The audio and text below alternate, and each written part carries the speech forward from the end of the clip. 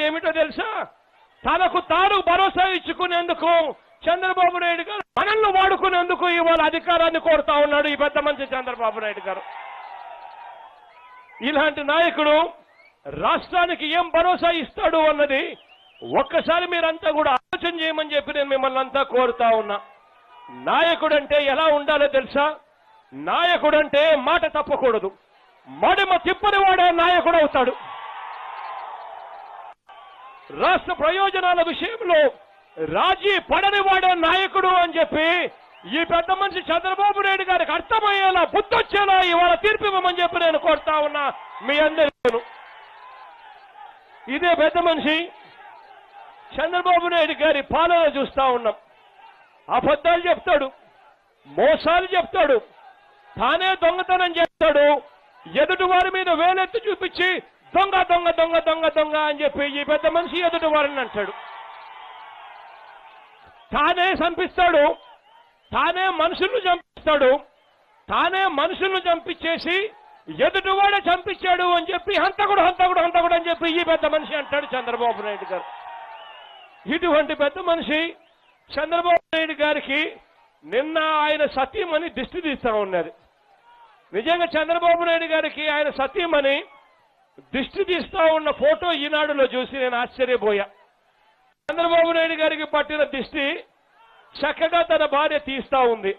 కానీ ఈ రాష్ట్రానికి చంద్రబాబు నాయుడు గారి వల్ల పట్టిన దృష్టిని ఈ రాష్ట్రంలో ఉన్న అన్ని కొబ్బరికాయలు కలిపిన, అన్ని గుమ్మడికాయలు కలిపిన, అన్ని నిమ్మకాయలు కలిపినా కూడా ఆయన వల్ల పట్టిన దృష్టి పోతుందా అని అడుగుతా ఉన్నాను మీ అందరి తరపున చంద్రబాబు నాయుడు గారు. ఈ పెద్ద మనిషి చంద్రబాబు నాయుడు గారు మాట్లాడుతా ఉన్న అబద్ధాలను చూస్తే నిజంగా ఈ మనిషి మనిషేనా అనిపిస్తుంది. ఎందుకు ఈ మాట అనాల్సి వస్తుందో తెలుసా? నిన్న ఈ పెద్ద మనిషి చంద్రబాబు నాయుడు గారు స్థాయి దిగజారిపోయి మాట్లాడుతా ఉన్న ఈ మాటలను చూసి ఈ మాటలు అనాల్సి వస్తా ఉంది.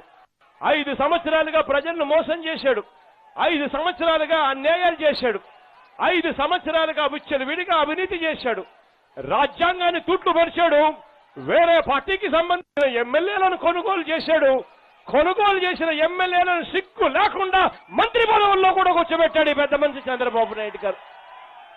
ఇటువంటి చంద్రబాబు నాయుడు గారు అధికారంలోకి రావడం కోసం, దొంగ ఓట్లను వేయించడం కోసం ఉన్న ఓట్లను పీకేయిస్తాడు, దొంగ ఓట్లను ఎక్కించే కార్యక్రమాలు కూడా చేస్తాడు ఈ పెద్ద మనిషి.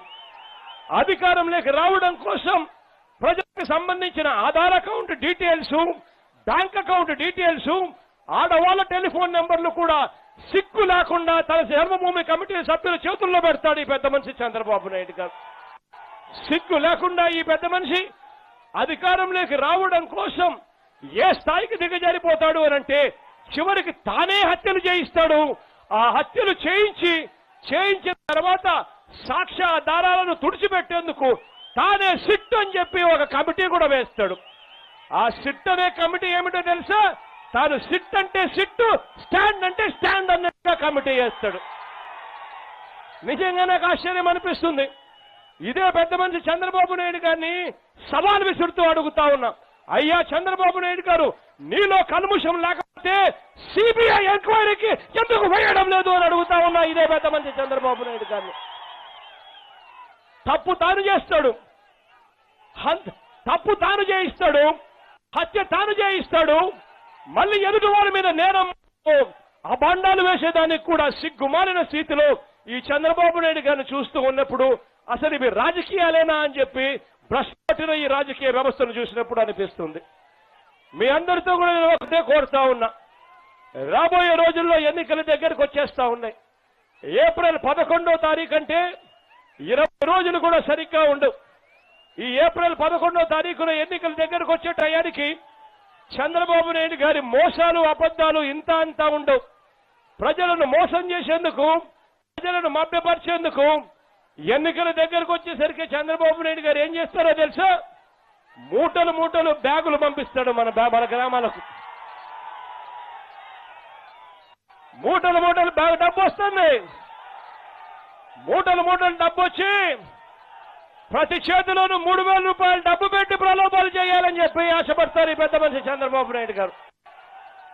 మీ అందరితో కూడా నేను ఒకటే కోరుతా ఉన్నాను, రేపొద్దున చంద్రబాబు నాయుడు గారు మూటలు మూటలు డబ్బులు పంపించి 3,000 రూపాయల డబ్బులు ప్రతి చేతిలోనూ పెడుతున్నప్పుడు మీరంతా కూడా చెప్పండి, మీ గ్రామాలలో ఉన్న ప్రతి అక్కకు చెప్పండి, ప్రతి అమ్మకు చెప్పండి, ప్రతి చెల్లెమ్మకు చెప్పండి, ప్రతి అన్నకు చెప్పండి, అక్క అమ్మ చంద్రబాబు నాయుడు గారు ఇచ్చే 3,000 రూపాయలకు మోసపోవద్దక్క అని చెప్పి అక్కలకు చెప్పండి, ఆ చెల్లెమ్మలకు చెప్పండి.